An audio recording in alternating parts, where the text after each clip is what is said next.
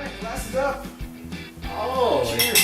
Cheers. Hey everybody, Books and Booze podcast. Today we're talking about Wind in the Willows, but before we get there, we're drinking the finest sample of hobo urine this side of Skid Row and Miracle You Mile. can't say hobo piss? This is a family show. No, I said urine because it sounds more precise. This is actually apple pie moonshine that my buddy made. Isn't that illegal? Well, it's complicated. Okay. Let's leave it at that. That's the way of saying yes, and we don't want to admit that it's illegal. But that being said, usually we jump around the book, but I thought, what do you guys think of this? Do you enjoy the moonshine? I do. I think It's it's pretty delightful. strong. Yeah, this is awesome. I'm a little disappointed that we only get this much in our glass. It takes a lot to refine it, and yeah, it comes from a meth lab. Brian Cranston makes that an RV. Tell your buddy that we have like a sponsorship or something if you give us That'd more. be awesome Yeah. if we could get a little sponsorship for moonshine. I'd ask you guys to send us some moonshine, but I have no idea where you'd make it, and I can't trust There it. might be actual hobo piss in it. Yeah, there's like some guy, like, I'll show those podcasters. Like, here we go. Anyway, all that to be said, today we're talking about Wind in the Willows, the timeless classic, and this is actually one of Brian's favorite books. I had never read it till Brian brought it up. So Brian, I'm gonna let you take the reins on this one.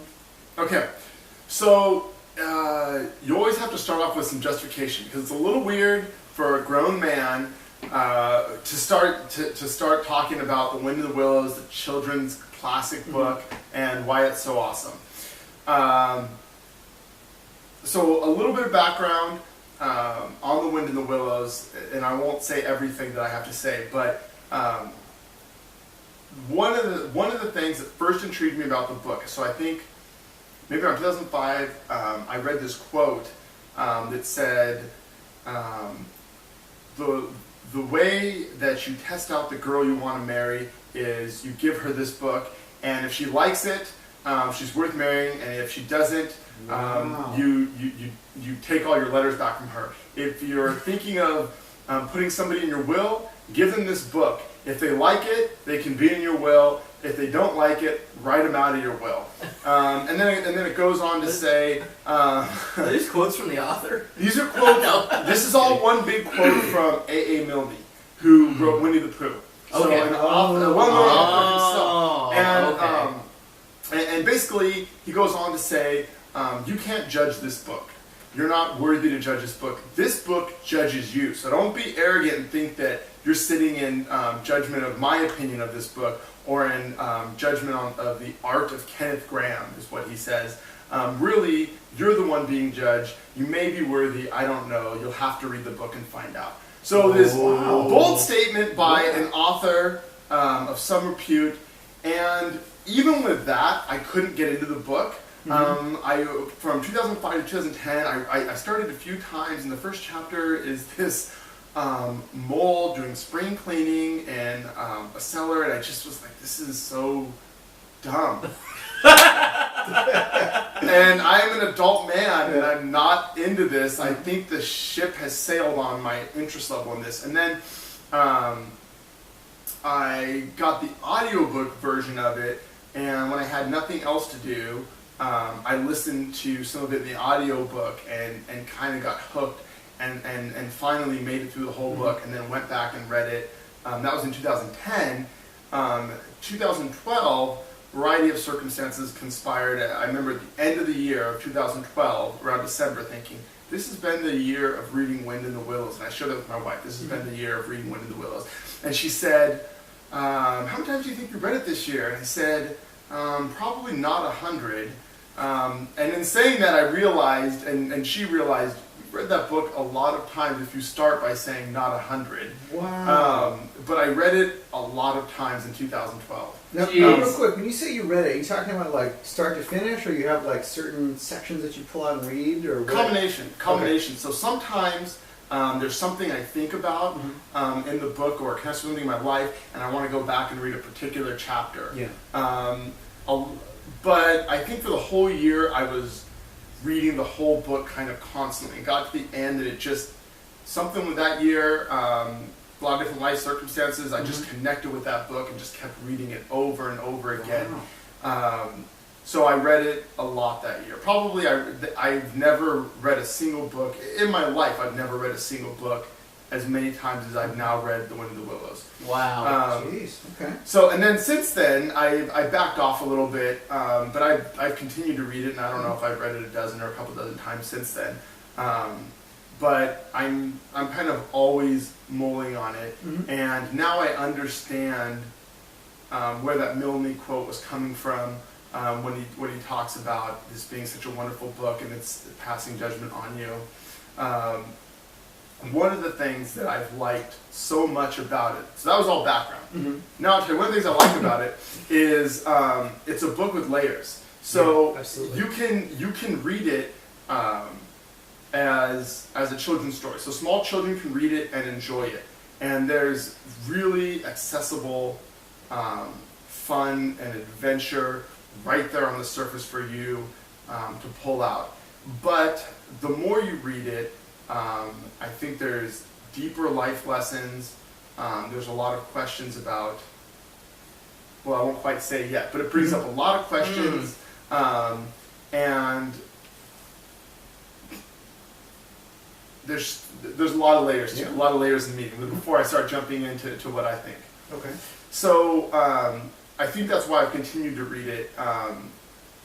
Another thing that connected me with the book, and I read another quote in addition to Milne's quote, and that was by Teddy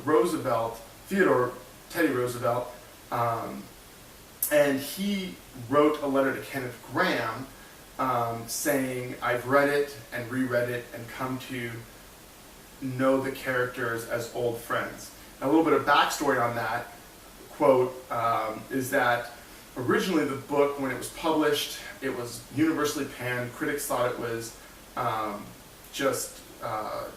it was a terrible book. Nobody said anything good about it. I think the best review was something like, this isn't the worst book ever written.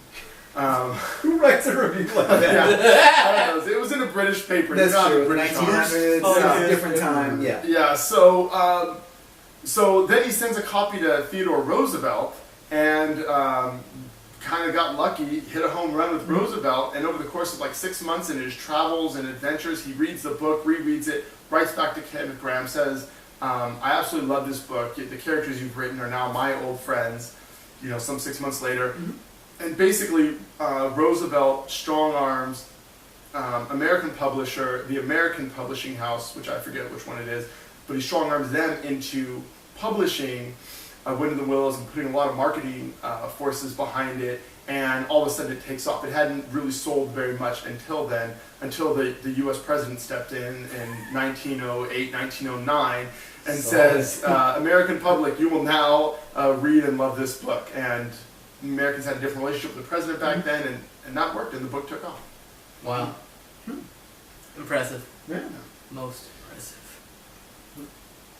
Well, okay, so Derek, give me your perspective. Because Brian is deeply in love with this He's book. beaming. He Has loves a it. history with this book. You and I have been on the ride at Disneyland and Oh, maybe yeah. seen an animated movie. That's it. Oh, by the way, dear viewer, if you've ever been to Disneyland, there's a ride called Mr. Toad's Wild Ride, which is based on, loosely, The Wind in the Willows. And I was expecting those events to transpire within the confines of the book, and they did not. So I was a little let down. Yeah.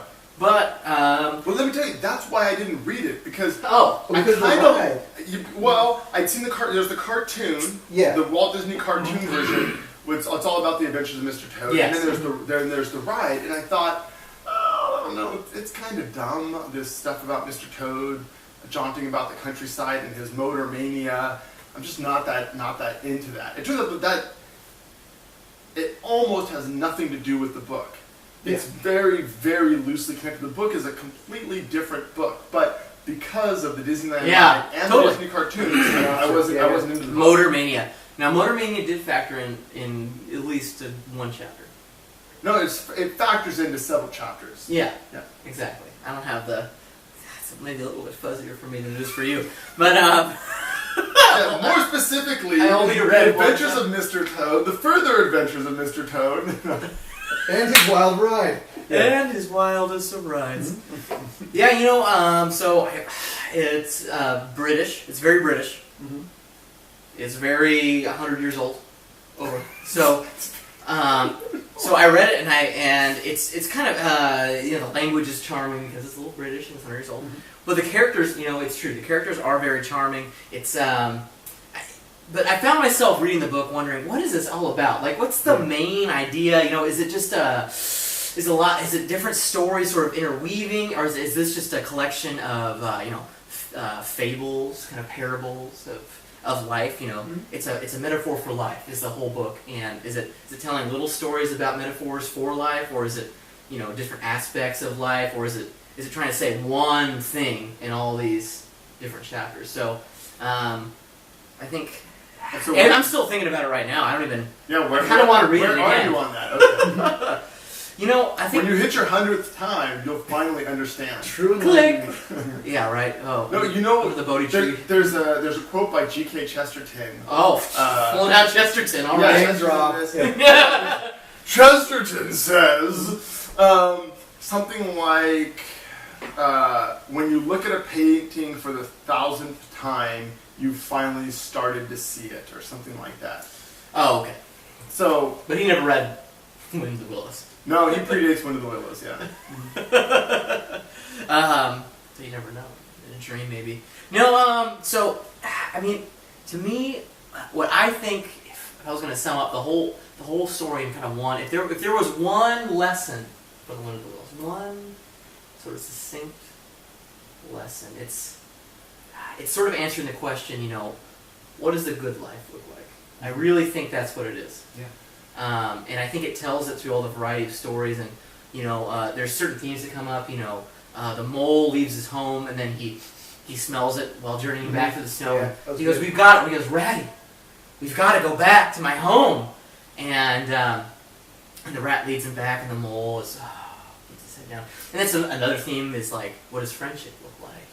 And the rat throws a big party for the mole. And by the way, if you haven't read this book yet, you're what in the world? But pick it up. But and that's what a true friend looks like. And then you meet Mr. Toad, who's very pompous and kind of just full of himself and impetuous and just kind of disgusting.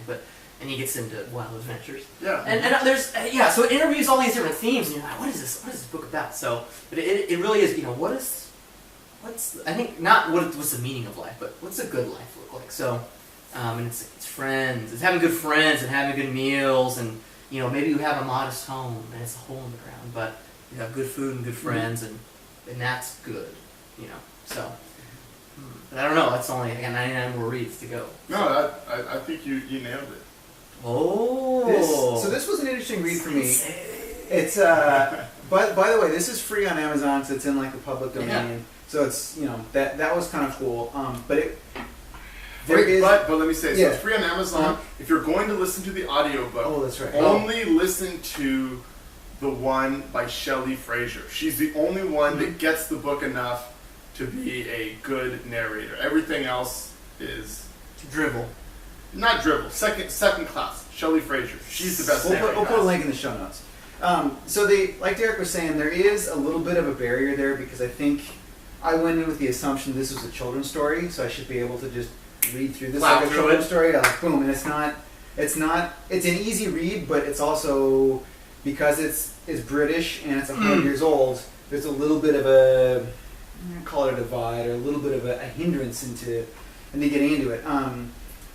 The story is unique because it's not just a clear they call it like the hero's journey in most stories where like you have your hero, he meets a guy that gives him a gift, he comes up against a problem, solves it, into the story. This book has elements of that, but a lot of it is about just kind of living the good life. And me and Derek were talking about this earlier, but there's so much detail that goes into food for this book. Oh my gosh! They're all eating the sausages, food. and there's a big battle near the end of the book, and they're going through all the armaments they're taking on this battle, and it's like they have a special belt, and a sword that goes on the left side, and like a rapier that goes on the right, and a pistol, and a sandwich case. There's a case for a sandwich belt. Oh my gosh! I thought only the British would devise a sandwich case. Only the Brits would do that. This is a BBC production. So the longest word in the book is in that very first chapter where he's pulling everything yes. out. And there's like what is there? There's like 17 yeah, items. Describing food. And they're describing food. Yeah, it's like 17 food items with together. no spaces, so just like straight through the whole. It's thing. like you expect there to be a hashtag in front of it. Yeah. Totally. That First the hashtag ever. Hashtag everything you ate. In the Now I course of want to 150 see if that is days. already hashtagged. It's, That's longer than a tweet. Anyway, so there's some stuff in this book that I felt like it's kind of like your grandfather telling you a story, and the story is not about the story isn't what it is on the surface, but there's a deeper meaning there, and if you only be quiet enough and open up your mind enough to listen, you'll get that. And some of those stories were super easy to glean from the surface. Others, there's like little side stories within this book, and I read one about they were looking for the otter's son, and just to be honest, I love red wine, and I was like 3 glasses deep. No, so you're talking about Piper at the Gates of Dawn, and looking a little portly. That you should have 3 glasses of wine before you read that chapter. So it was the end of the day. I had worked all day, came home, worked on other projects, everything else, and I'm kind of at the point where I'm like, I'm no longer good for working on projects. I just need to relax and read. And 3 glasses deep was not the time to read that, because I was like, 100-year-old English? What the hell? Like, so it didn't connect with you? No, not at all. Oh, and I thought, this is the wrong time to be coming to this section of the book. Because it was it doesn't really fit with the rest of the story. I mean, it does, but it doesn't. It's the same characters in the rest of the story, but it's kind of out there. And we'll get to that real quick. But before we get to that very peculiar side story, there's one about the rat that I really enjoyed. Where the rat lives by this river. He's like one of the main characters in this book, and has a very his lifestyle is kind of by the book. Like he lives by the river, he goes in his boat, he has a good time, he enjoys the good life. By the book, you mean he has like a routine? Yeah, like a set of rules that he kind of abides to. Oh yeah. Here are his rules. That's what I mean by the book. It's like he's kind of set up. This is how I'm going to live, and my life falls within these parameters. And to go outside of that is uncomfortable. Like there's a scene where he has to go get one of his buddies who's lost in the wilderness, and that's outside his parameter of rules, but he does it anyway. So there's a scene where he's lamenting at life about all the other animals are returning to their native lands for the south. And he's kind of frustrated because this is where he lives. He's not going anywhere. He lives there year round, but everyone else is preoccupied with what they're going to do for the south. And he talks to some animals and says, "Why do you do this?" And they say, "Oh, we feel this pulling in our heart that we need to go back to this land. This is where we're supposed to be. We're there for a time, and then we feel that same pulling to come back." So he's kind of struggling with all this, and as he walks along, he meets another rat who was from Constantinople that was on a boat, and it was a very interesting look at life, because the moral of that story was kind of the grass is always greener on the other side. You kind of want what you don't have, and you envy someone else's life, but getting that won't necessarily get you what you want. It's still kind of being back to back to your home. I don't know what that story resonated with me, because I thought, there's a lot of, I feel like we're all, and when we talk about the American Hippo book, all our problems are in essence solved, right? We've got food, we've got everything taken care of, but there's still kind of this there has to be something else. We're not so preoccupied with just trying to survive. Now we're preoccupied with, what are we going to do to fill our time? What are we going to do to make a difference? And this little story kind of resonated with that of, what are you going to do? What do you want? And then how are you going to go about getting it? Yeah, so interesting that I never quite took that grass is always green on the other side from that. I didn't necessarily I never really thought of it as being like a tidy moral. I've always looked at it as just a lot of the book I feel like isn't tidy morals, but it wrestles with like deep-seated human emotions. And in that chapter, that's Wayfarers Own, it deals with the idea of wanderlust and this longing for adventure and travel that I think most people feel at some point in their life to some degree. And home is another overarching theme throughout the book. Home and what is home, and being connected in time and place, like physically being connected to a place. That's another big theme. So Rat in that chapter is he starts off by really connecting. He's really connected with the river and talking to other people about, don't you love the river? Why aren't you connected to this place in the way that I am? And they start by, they tell him, we have a calling for the South, but then they also say, don't you believe that the opposite calling, the calling to travel back north, the riverbank, is just as strong in its due time. So they're talking to him about how they love the riverbank just as much as he does, but in a different way. And his eyes are sort of being open. So as he's struggling with that, that's right when this seafaring rat comes along, and I feel like Rat's sort of been primed to think about travels and to start to understand home in a different context.